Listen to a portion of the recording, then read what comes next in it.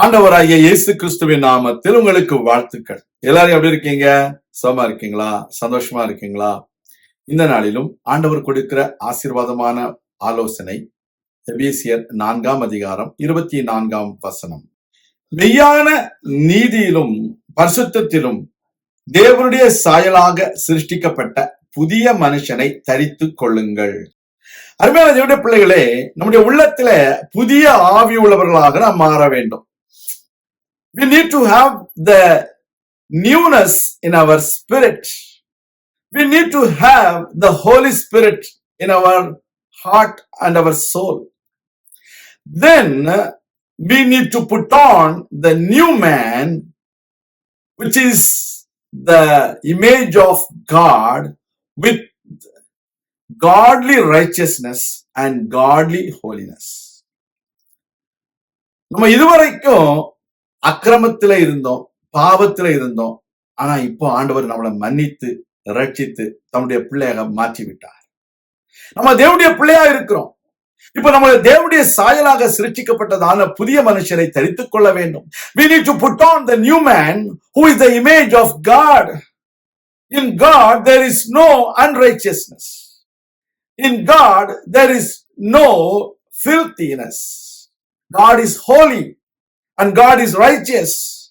And we need to have the Spirit of God in our mind, in our soul, so that we will put on the new man, which is the image of God in our life. அப்போஸ்தலனாகிய பவுல் ரட்சிக்கப்படும் முன்பதாக சவுலாக இருந்த பொழுது யூத முறைமையின்படி கிறிஸ்தவர்களை துன்பப்படுத்தினான், கிறிஸ்தவர்களை கொலை செய்தான். அதுதான் அவனுக்கு நீதி என்று நினைத்துக் கொண்டிருந்தான். எப்பொழுது ஆண்டவராகிய இயேசு கிறிஸ்து அந்த சவுலை சந்தித்தாரோ அப்பொழுது அவன் கிறிஸ்தவர்களை துன்பப்படுத்துவதை நிறுத்திவிட்டு அது அநியாயம், அது அநீதி என்று அவன் ஏற்றுக்கொள்ளுகிறான். As long as Saul was in Jewish tradition, he persecuted the Christians and he killed the Christians, believing that Jesus is not the Lord. Jesus is not the Savior. So he was against Christianity and he was against the people of God, those who believe Jesus. But when Jesus met him on the road to Damascus, he believed and he found Jesus as true Messiah.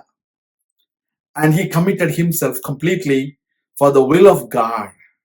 From that day onwards, he put on the new man, believing that Jesus is Lord. Because of the Holy Spirit inspired him in his heart.